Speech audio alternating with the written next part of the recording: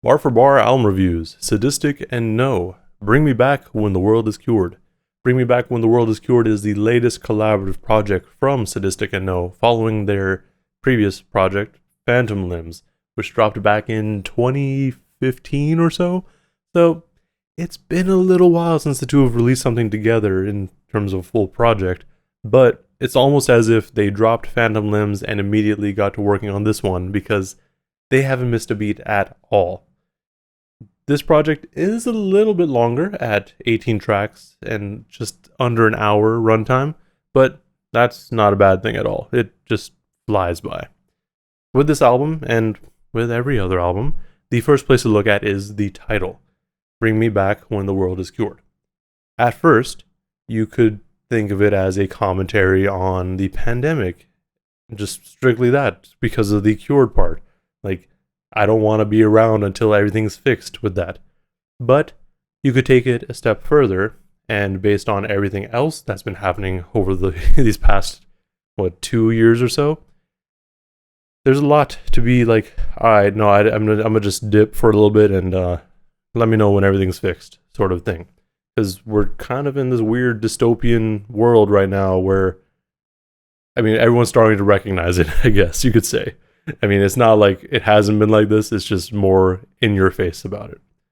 That's one way to think about it. But you could also think about it just even beyond the pandemic. Like, that whole dystopian idea is just like, no, there's just so much bullshit happening in general. Like, I don't want to deal with it, sort of vibes. But that's just one way to look at it. Another way is just like, all right, well, I'm going to just take a step back and observe. My time is not right now. I'm just going to say what I want to say about these things and keep it pushing. As we go through Bring Me Back When the World is Cured, there's this feeling of emptiness and void that gets carried on throughout the project, like via the production and lyrics, even though the production at times is just simply beautiful. I guess the easiest way to put it is that this juxtaposition of, these dreary and bleak lyrics mixed with this just beautiful production evokes a feeling of longing and hope. Things that may happen, but the pessimist within you is just like, hey, that's not how the world works. That's not going to happen. Another thing that I kept mentioning to myself while listening to this project is how reminiscent the production is of Kno's production with the Cunning Linguists. And it really just makes me want another Cunning Linguist project because it's been a little while now. But it's just it's unique that you don't really get that sound anywhere else but from Kno, really. The project starts off with Burning Suns, which is a really good intro because it's super short and kind of builds up. Like, it starts off with this sort of sing-songy Bring Me Back When the World is Cured, almost like Ring Around the Rosie sort of vibes when you realize how dark it is. But it's that, and then it's so almost melancholy because it keeps repeating it. Bring me back, bring me back, bring me back. That sort of layering too is just very interesting.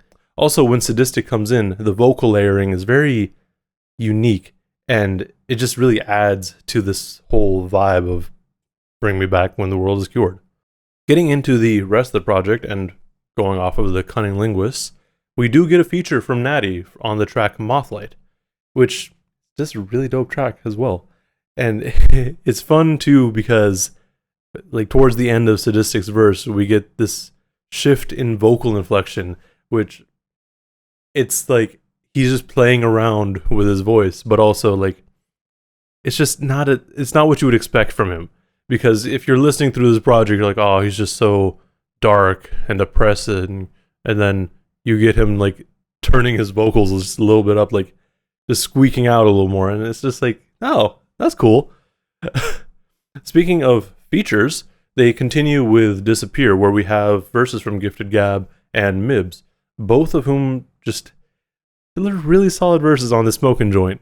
And then the last feature we get is from Lucy Camp on Rain Clouds Part 1, where she delivers a very strong verse in almost a spoken word sort of way.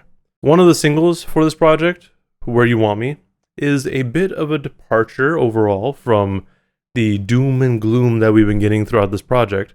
And I just love it because what it is essentially a love letter to his fiance, and something that I know I can relate to, and I'm sure others can as well. Like, this person in his life is so like important to him, and it's just a good feeling. And it's also just so weird because it's not the sort of it is kind of what you would expect from Sadistik, like in terms of like the wordplay and like the way he's delivering it, but it's so positive, I guess. Like, yeah, there's like parts where he's like, oh, I'm like this, but you make me better, sort of thing. And then as we continue through the track list, Kno was not lying when he mentioned his thoughts on Blue Trees Meadow. It's a pretty intense track with production that's it almost doesn't fit it. Like, it fits it well, but it's almost like the production could be thought of as like, oh, this is going to be a light and pleasant track. But to be fair, if you've gone this far into the track list, I don't think you're going to expect that. And as we are going through pretty much the remaining 3/4 of the album, I feel like the run from 27 Club all the way through the end is really what seals this album as great to me. The sequencing here is perfect. Like, the first few tracks may be a little bit hard to get into. Like, I know for me, because I was able to listen to it a little bit earlier, is like I was listening to the first few songs, and if I was doing anything else, I would notice that I kind of get distracted, or like it just kind of fades into the background for me. But once 27 Club comes in, that's when it really starts to pick up, and like I pay more attention. That's, again, not to say that those first few songs were bad. It's just once we get to that point in the album, that's when it really kicks off, and just it's a smooth ride all the way through. As the album wraps up with Serpens, Trial of Lucifer, we get a really interesting outro. This outro is essentially like, well, the Trial of Lucifer, but taken from both perspectives, like the people judging Lucifer and Lucifer themselves.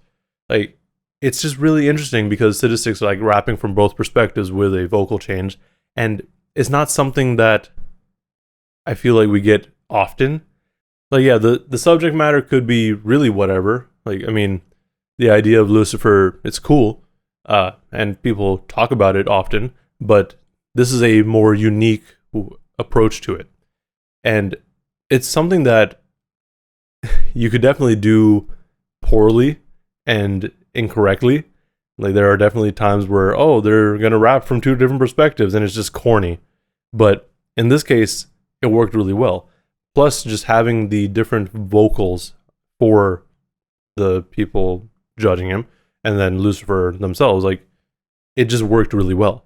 And it was just a very interesting way to close out the album, which kind of makes you think, okay, there are general religious overtones throughout the project, but they're not really beating you over the head with it. But also, I mean, anytime there's doom and gloom, you kind of have to pull like demons and the devil into it, and by this relation, you can get Lucifer in there. So it's not really meant to be religious, I don't think. Like, that's not really the point. But with all that said, this album is a really enjoyable listen. Like, it feels like a natural progression for Sadistik at this point to go towards this sort of style. Like, you can almost say this is kind of going into art rap, but that always has like a negative connotation to it. It's like, oh, that's just boring and whatever. But it makes sense the way he's going into it. He's like, I've said on previous reviews of his projects, like, every time we hear Sadistik, it's different. There's always just the overall vibe is different. He's not afraid to experiment and evolve over time. I think he even said, because Flowers for My Father had its anniversary recently, that like to someone who's like, oh, I wanted you to go back to this, like, I don't want to do that. At least something like that. Like, no, that's not the point. And that's one thing that could be a whole nother discussion. Like we as fans always like an artist for a particular thing, but sometimes don't want them to evolve or change. We're like, oh yeah, you know that time you were really depressed and really sad and made great music? I want you to stay there. Like don't change.